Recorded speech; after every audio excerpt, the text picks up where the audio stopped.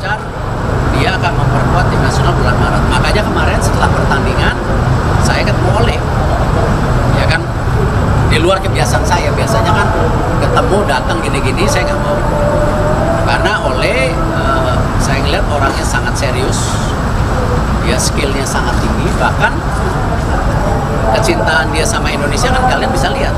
Tiba-tiba main sepak bola lah dengan anak kecil.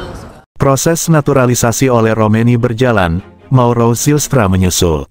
Atribut yang dimiliki Rafael tetap bisa dimanfaatkan dengan kehadiran Ole. Ya mungkin nanti kalau Ragnar balik setelah dia menjalani hukuman, ya bisa jadi nanti Ole di posisi itu Ragnar tetap ke kiri, bisa juga. Artinya kan semakin banyak opsi. Kita kan tidak pernah ribut di lini belakang karena opsinya banyak. Iya. Ya kan? Betul. Opsinya banyak terus banget, terus bagus. Justin absen besok udah ada ganti. Iya.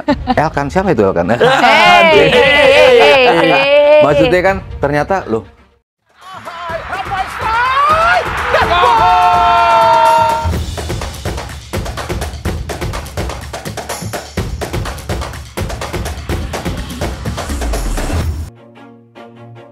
Ada dua striker muda yang memiliki garis keturunan berdarah Indonesia Belanda. Mereka sedang dibidik oleh PSSI, yaitu Ole Romeni dan Mauro Zylstra. Namun PSSI telah mengamankan satu striker muda keturunan Indonesia Belanda untuk mengisi lini depan timnas. Ia adalah Ole Romeni. Pemain muda yang berposisi sebagai striker ini sangat cocok dengan kebutuhan timnas Indonesia yang sedang kekurangan posisi tersebut. Karena kabar Ole Romeni sudah dalam proses naturalisasi sangat menguat, lantaran dirinya telah diberikan misi khusus dari Ketum PSSI. Ya, misi khusus yang diterima oleh Ole Romeni adalah datang ke Indonesia. Kehadiran Ole di Indonesia yang lebih tepatnya berada di Jakarta. Itu adalah misi khusus dari Ketum PSSI Erick Thohir, karena kedatangan Ole Romeni ke Jakarta bukan karena dirinya tengah melakukan agenda liburan. Akan tetapi kedatangannya justru ingin menjalankan proses naturalisasi untuk memperkuat timnas Indonesia, yang saat ini sedang berjuang di round 3 kualifikasi Piala Dunia 2026. Karena Ole Romeni sempat tertangkap kamera tengah melakukan cek kesehatan di Indonesia, dan menonton pertandingan timnas Indonesia melawan Jepang. Dan Ole Romeni sempat ikut bermain bola dengan anak-anak yang berada di perkampungan Jakarta. Hal ini juga menjadi sorotan tajam.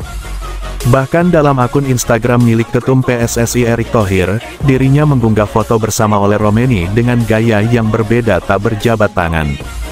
Seperti yang kita tahu, jika ada salah satu pemain keturunan Indonesia yang berfoto dengan Erick Thohir selaku Ketum PSSI dan diunggah melalui Instagram, dapat dipastikan pemain tersebut tidak akan lama lagi, pasti akan menggunakan seragam Garuda di dada untuk perkuat timnas Indonesia.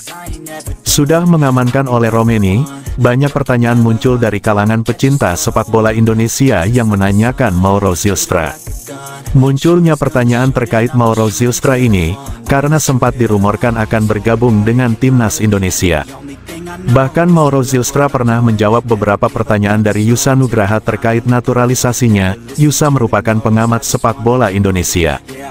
Dalam jawaban Mauro, ia dengan percaya diri bahwa seluruh berkas-berkasnya sudah dilakukan pemeriksaan oleh PSSI dan kini ia hanya menunggu saja. Namun mengapa proses naturalisasi Mauro Zylstra agak sedikit terlambat, dibandingkan dengan proses naturalisasi Ole Romeni? Lantaran proses Mauro Zylstra agak sedikit melambat, karena pihak PSSI saat ini sedang memprioritaskan pemain timnas Indonesia U20.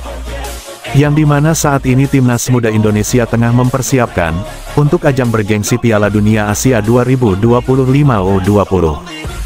Sebabnya proses naturalisasi Mauro Zylstra agak lambat, karena pihak PSSI sedang memprioritaskan pertandingan timnas Indonesia U20. Meskipun begitu, proses naturalisasi Mauro belum mendapatkan perhatian yang sama seperti Ole Romeni. Mauro memiliki keturunan Indonesia dari pihak neneknya yang berasal dari Jawa Barat. Kehadiran Mauro diharapkan bisa memperkaya kedalaman skuad, terutama saat menghadapi tim-tim kuat seperti Australia dan Bahrain dalam putaran ketiga kualifikasi Piala Dunia 2026.